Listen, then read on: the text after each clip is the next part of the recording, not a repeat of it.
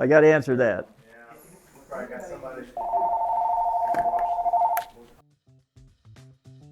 Fortman's West Side, it's Jim. For almost 70 years, Jim Fortman grinned and laughed behind his barber chair, cutting hair and cutting up. At age 86, Fortman still brims and barks with the energy and enthusiasm of a carnival barker. And his barbershop doubled as a long-running set for a comedy show, beloved by host and customers alike. I love just being with people. Just being with people. I socialize. How many people can stand there all day long and get a new person every half hour and talk to them and get involved in their family and just become friends, become part of the family. Jim grew up in Morton, and his dad ran a barbershop in East Peoria. As Jim started studying accounting at Bradley University, his dad made a suggestion. And my dad says, why don't you go to barber college first, and then you can come out here and work with me while you're going through school. Jim liked cutting hair more than crunching numbers.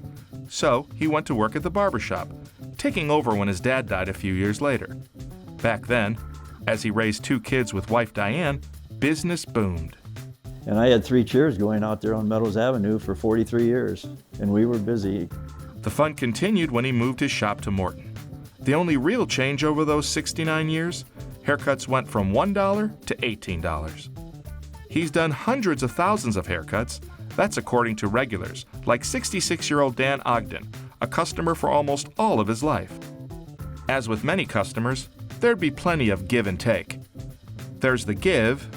I like to tease Jim and tell him I've been coming back ever since till he gets it right. So he always tells me that's his business model. What are you talking about? Yeah. And the take. Well, actually, he didn't tell you the truth.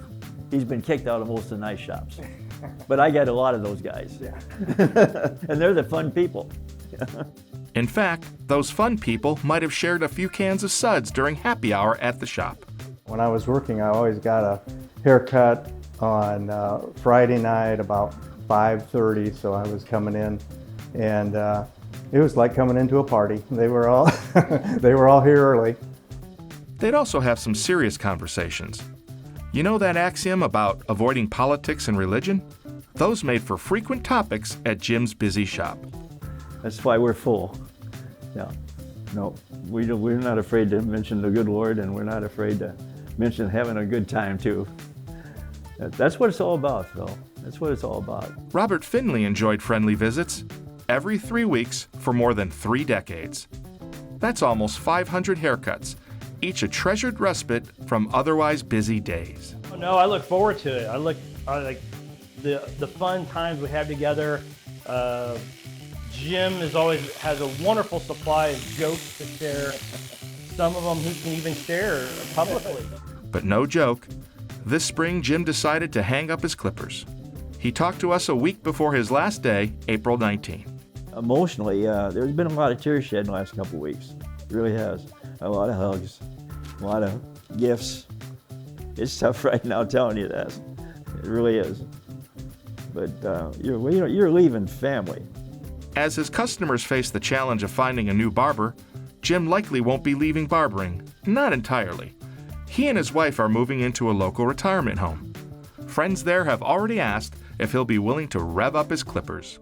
If we're going to work on it to see if I can't at least cut their hair out there. At the new place, count on Jim Fortman to make new friends, just like always. And he won't forget the old ones. But I can't tell you, the luckiest guy in the world. Really, really, I am. You know, from my marriage to my kids to my family out here. I miss him. I'm going to miss him a lot.